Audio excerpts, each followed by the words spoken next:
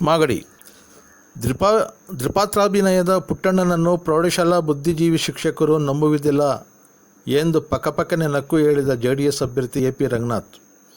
ಇಲ್ಲಿನ ಕೆಬ್ಬೆಪಾಳ್ಯ ರಾಮಣ್ಣರ ತೋಟದ ಮನೆಯ ಆವರಣದಲ್ಲಿ ಬೆಂಗಳೂರು ಶಿಕ್ಷಕರ ಕ್ಷೇತ್ರದ JDS ಅಭ್ಯರ್ಥಿ ಪ್ರಬುದ್ಧ ವಕೀಲ AP ಹೇಳಿದರು.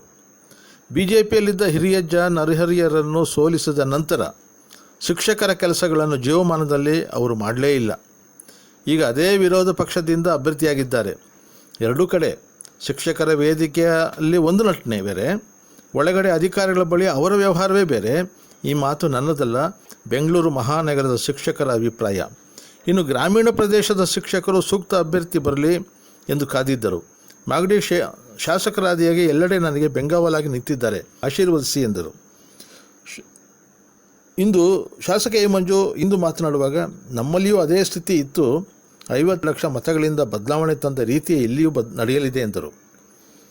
MLC ಶ್ರೀಕಂಠೇಗೌಡ, ಪೂಜಾರಿಪಾಳ್ಯ ಕೃಷ್ಣಮೂರ್ತಿ, ಹೆದರದೆ ಸಭೆಗೆ ಹಾಜರಾದ ಮಹಾನ್ ಶಿಕ್ಷಕರು ಇದ್ದರು. ಅವರೆಲ್ಲರೂ ಕೂಡ ಹೆಮ್ಮೆಯಿಂದ ಮಾತನಾಡಿದರು.